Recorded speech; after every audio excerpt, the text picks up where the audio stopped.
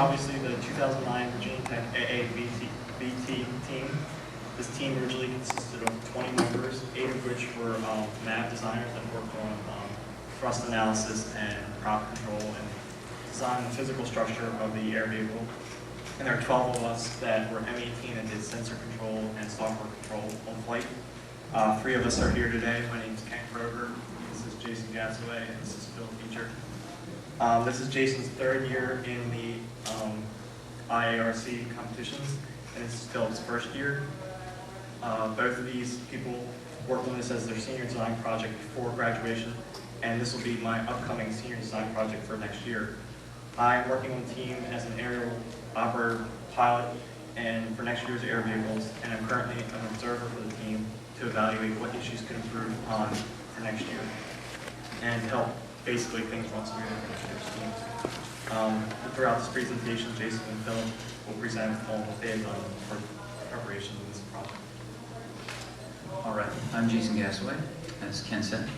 To address this issue of entering through a 1 meter by 1 meter window, navigating through the course, avoiding obstacles, and finally locating and relaying back an imagery of the target gauge, we divided into 4 sub-teams to better address the issues of the vehicle.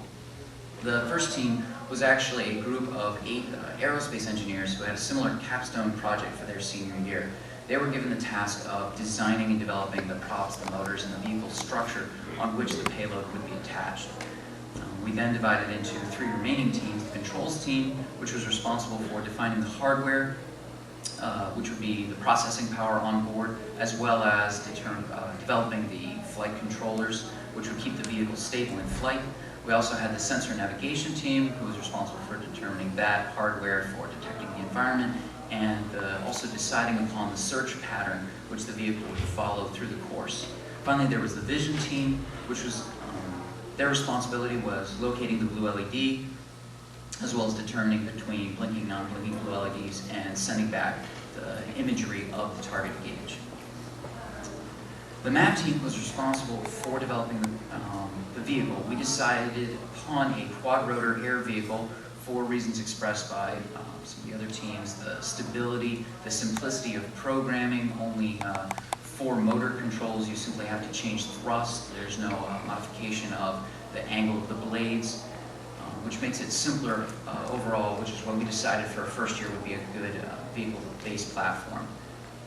The MAP team decided to use 4 Hacker brushless motors, which were rated at 150 watts, 980 RPM per volts. They decided upon 2 batteries at 11.2 volts each. These batteries enable the vehicle to carry a payload of 0.5 kilograms, so the total vehicle weight was actually 1.498 kilograms total, so we barely scratched by the margin, making us, I believe, the heaviest vehicle in the competition. We're actually able to carry that weight for about 15 minutes at full power. Each of the motors can produce 6 newtons of thrust, and we're capable of lifting the vehicle at 60% thrust. So we deem that quite sufficient for what we need in terms of climbing and descending. We use counter-rotating props as a result of the quad-rotor design that enables us to control yaw simply by changing the pairs, the speeds at which the pairs rotate. We also used Phoenix 25 speed controllers, which using a PWM control can change the rate at which the motors spin. The design is mostly constructed of carbon fiber and CNC'd aluminum. The carbon fiber, you can see the struts going across between the motors, both diagonally and on the outside of the payload.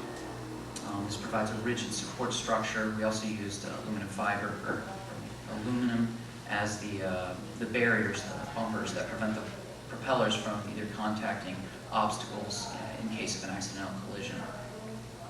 With the vehicle constructed, we moved on to developing the flight controllers. The controls team designed a proportional derivative velocity controller. First, they defined the system models using an inverted pendulum design. They determined physics for that, and they decided upon a PD velocity-based controller. Velocity was obtained from an IMU. Instead of using positional controller, we decided upon a velocity. So we're simply determining whether we're moving or whether we're trying to stay stationary. This reduces the levels of inaccuracy since you're not doing a double integration from acceleration, you're only doing a single integration. Once we define our basic three controllers, which was the yaw, pitch and roll are actually the same controller since it shares symmetry with the quadrotor design, and of course the altitude control.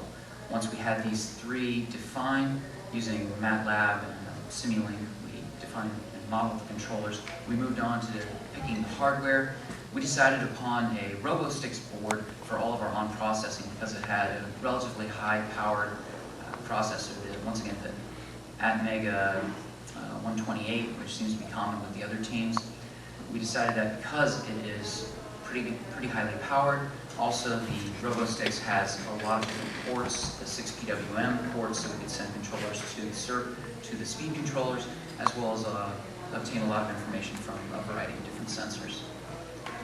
Once we had the hardware programmed with our flight controllers, we began testing with a couple of different test rigs.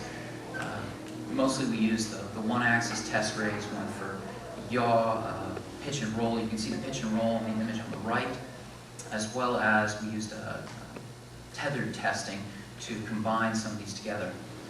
One problem we noted with the test rigs was the issue of, as we were tuning the gains, the friction inherent in all of the test rigs proved to make our gains relatively unusable, and we had to redefine them for each new test rig. So that's something that we'll need to work more on next year. Once we had the flight controllers developed, we then moved on to navigating the environment as a whole.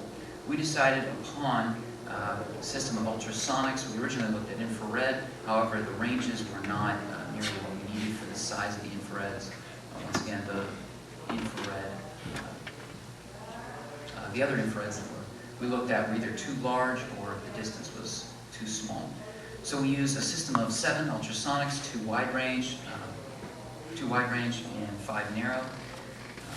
There are 4 modes that the vehicle runs in. We decided upon a wall-following algorithm also, wall-following being a relatively simple one to implement, and by keeping altitude at the same height, you're able to simplify the problem from a 3D issue to a 2D search algorithm.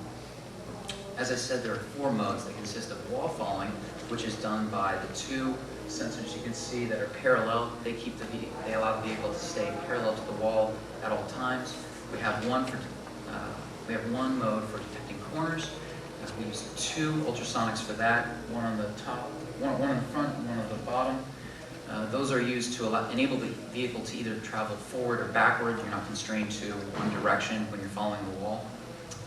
If we detect a corner, we move into a corner turning mode, keeping the vehicle at an equal distance from the corner, trying to maintain the distance from the wall.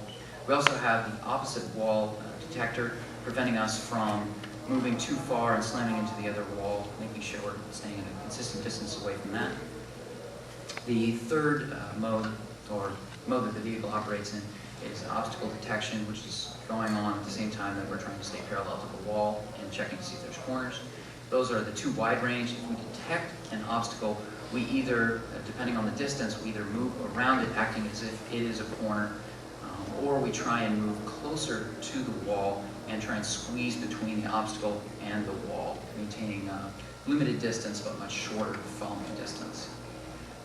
The final mode is when the vehicle actually receives a command that we have successfully found that blue LED, at which point it enters into a sort of an inquiry mode where it begins hovering and does a check to see if the LED is actually non-blinking or not. That goes into the vision side of the team. In this case, the vision team developed a mission strategy over and above the actual search pattern. In this case,